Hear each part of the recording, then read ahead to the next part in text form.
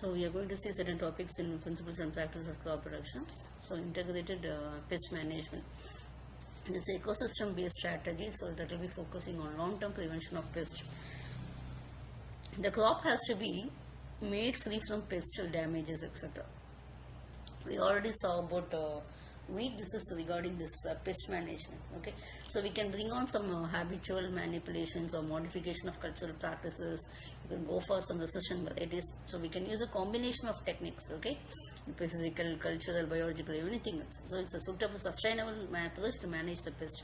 So you can use any one method, you can use your combinations, everything else. You have to minimize economical, health, and also the environmental risk. Okay, so it can be direct action against pest, the genetic modification of the host, so that it is not providing any damage to us, or modification of the environment to make it unfavorable to the host, etc. So it is actually in the context of what it is actually. We'll have to check such that the pest species dynamics, pest species population, how it is, etc. Okay, so what it is there should be a synchronization between the integrated control and also pest. You can control.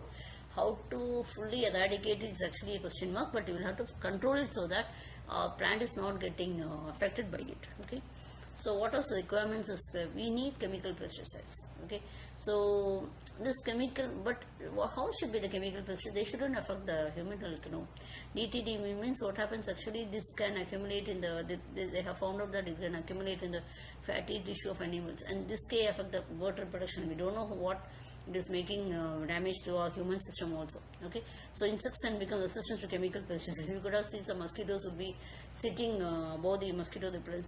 Similarly, okay, so we can 500 species of insect are resistant to one or more pesticides, etc. So the plant diseases also due to this herbicides, etc. So we'll have to see to that we are not overusing a chemical fertilizers. We'll have to there are certain birds, and even it can cause damage to the animals and also human beings. So you have to see onto it. So we have to consider the ecosystem. Okay, so we can do it by natural enemies and other factors. So what are the prime factors? How they are responding to the changes in the environment and everything else. You'll have to learn it. Okay, then we'll be having a monitoring system, means constant observations. Okay, how it is being how it's actually reproducing, everything else we'll have to do it. Okay, how much level of incidence of pest is there, what losses it can make, and how the yield will be variety, and what will be the threshold number, everything else you'll have to check on. And the level of pest population you have to consider. Okay, which level of population is causing an economical injury, so what is the pest density at which control measures should be determined. Okay, everything else you'll have to check. Okay, next one is the application of chemical measures to pest population such that the target should be kept below the economical injury threshold, etc. So you'll have to treat the population, adverse effect of non-target organism, and how it is contaminating the environment, everything else you'll have to consider, and you'll have to select the pest management methods. So what is the strategies actually? The strategies means you're monitoring the insect pest and also the natural enemies. You'll have to compact with your injury levels, etc. Okay, so the proper choice of compatible tactics and blending them will have to be done such that it has to be complementing, etc. And the strategy of applying the pest management similar to the measurement is like preventive and also the creative practice. And we'll have to see what are the acceptable pest levels, and what are the cultural practices, and what are the monitoring, mechanical controls, biological and responsible pesticides use, etc. In cultural methods means crop rotation, crop refuse, destruction, tillage and variation in the type of planting, etc. Okay, so mechanical methods means hand destruction exclusive by screens or etc. Traffic or physical also you can use for heat and energy, pruning or thinning, fertilizer management, water management, intercropping. These are the main components of IPM. Okay, how you can do crop rotation means again and again a particular crop will lead to the same insects that you can do.